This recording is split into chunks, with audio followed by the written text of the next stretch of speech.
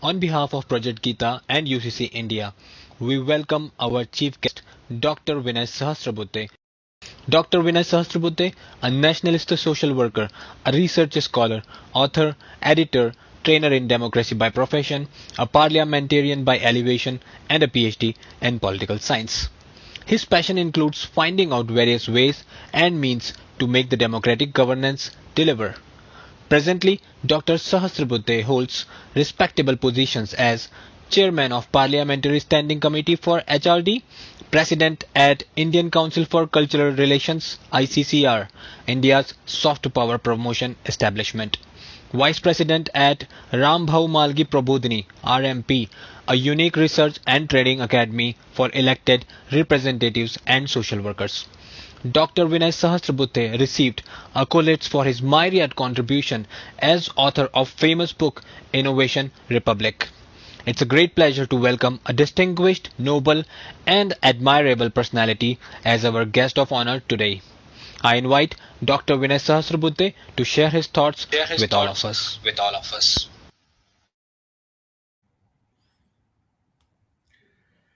Thank you, everybody. Matter of great pleasure to be joining this conclave organized by United Consciousness.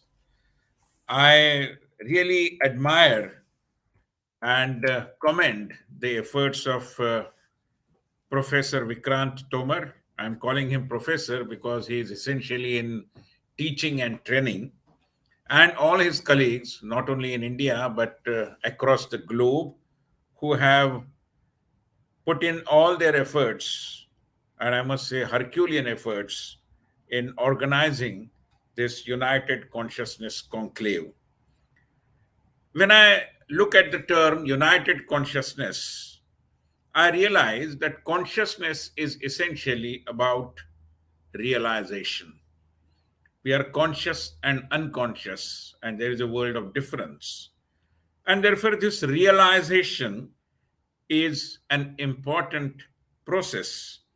And the oneness of the entire humanity in this realization, it's something very critical for the entire world.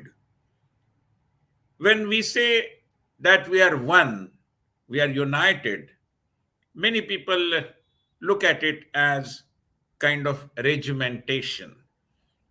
But let me make it very clear that oneness is neither a tool for regimentation nor it is an approach of straitjacketing. In fact, it is offering level playing field. When we say we are one, naturally all the differences are supposed to disappear. The feeling of oneness is a way to realize that we are all human beings and there is nobody superior and nobody inferior. This elimination of the feeling of superiority or inferiority, I think, is the core of the idea of oneness. And therefore, in this in in this concept of oneness lies the element of justice as well. Especially in the context of India, we believe in Ekam Sat Vipra Bahuda Vadanti, which is the credo of spiritual democracy, as what I described. Because spirituality is an area wherein this element of superiority and inferiority always hamper the way towards global unity or the oneness of the humanity. And therefore, when we say Ekam Sat, we appreciate that the truth is one, and only the approaches to look at the truth, the superior truth, the ultimate truth are different. So we appreciate diversity. We appreciate differences of opinion. We appreciate variety of approaches. But all these things ultimately merge into what is Ekam Sat, or the ultimate truth. And this is important to appreciate because many a times it so happens that people describe or define the idea of democracy in the way that suits them. Democracy is all about accommodation, but it doesn't mean that democracy required to accommodate those who are against democracy. Because if we accommodate such elements, I believe it will be self defeating. And therefore, while we talk about oneness, the prerequisite of oneness is that we are all standing on one ground. And there is some element of unanimity, some fundamental element of consensus.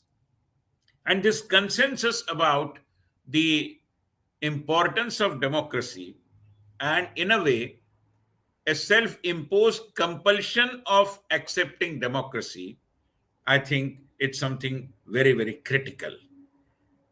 At the same time, I believe that if we do not take positions against those who are wanting to impose their idea of superiority, their sense of being above everything, their advocacy of the doctrine that a particular way of worship or a particular path of spirituality is the only valid path and all other paths are invalid, unacceptable, I believe, cannot perhaps join this journey towards oneness. And we have to realize that and we have to take positions as well, because without that, any talk of oneness, I'm afraid, will sound hollow and meaningless. I'm happy that this United Consciousness Conclave, which underscores the idea of oneness of the entire humanity, is happening on the backdrop of several recent developments. A couple of days back, there was a democracy summit, and democracy and the idea of democracy were discussed by eminent global leaders. Few weeks before, there was the conference on environment and ecology, and there I'm happy to share and I take a sense of pride that the Prime Minister of India, Shri Narendra Modi, advocated the idea of one world, one sun, one grid. I think here again, what we are underscoring is the element of humanity, is the element of democracy. Because those who are commanding a huge amount of resources cannot impose their will on other less fortunate parts of the world or sections of the global community. And therefore, when it comes to environment, when it comes to ecology, I think the new world also appreciates the idea of environmental justice. And perhaps we cannot undo and we cannot forget whatever the damage that is being done to ecology by those who are in a more fortunate circumstances, who are luckier than others who are less fortunate. Therefore, friends, when we talk about oneness and united consciousness, I believe it is also a time for all of us to turn the searchlight inward, to eliminate any feeling of superiority and inferiority as well. We are all one. The God has given all of us everything which is common to all of us. Every human being has the same features, has the same prowess, has the same abilities. And I believe that is the element of democracy in the universe which the Almighty has taught us.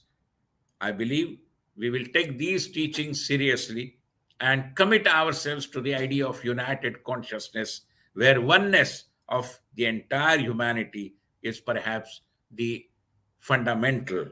I am sure that this conclave will not only emerge good and more responsible ideas of taking the world ahead. They say that every generation owes a responsibility to hand over a better world to the next generation. In that context, I believe the civilizational journey of the global community requires to appreciate the fundamentals of united consciousness and lead the entire humanity as well towards the idea of oneness. Once again, I thank the organizers and wish this conclave every success. Bharat Mata ki jai. Thank you very much, respected sir. Uh, on behalf of United Consciousness, I really express gratitude as you rightly defined that the United Consciousness stands for it is not being regimental or different world of differences, division or superlatives or inferiority or superiority. It provides a level playing field. Human being human, applauding justice, diversity, forces of democracy, forces of environment and ecology. Thank you very much, for sir, for redefining it in the language of our respected Prime Minister. Also, one world, one sun, and one grid. Sir, if you don't mind, I got a intriguing question from the audience, and I received it from US. I'm surprised they are still awake. The question is: I loved your idea on ecology. What can I, as an individual, contribute in it? So, if you may, in No, it's a very important question because issues like ecology and environment, many a times we believe are for the global leaders and global bodies to decide about. I'm sorry, they are for all of us to observe and understand the importance of our own lifestyle. If we are responsible in shaping our lifestyle, the amount of consumption and the way we consume natural resources, which are not infinite, and therefore the limitations of natural resources, I believe we need to appreciate and be responsible in consuming them, whether it is water or any other natural resource. And if only if we do that, I am sure we will be able to hand over a better world with a better ecology to the next generation. And this is applicable to all generations. thank you very much. I'm sure it answers the question. Sir, thank you very much for blessing us through ICCR also and personally giving time to us, sir. Thank you very much. Thank you. Regards, sir. Namaste, sir. We thank Dr. Vinay Sahasrabuddhe ji. We are honored, sir, to receive your visionary, insightful and motivating thoughts, which will encourage us throughout the endeavor.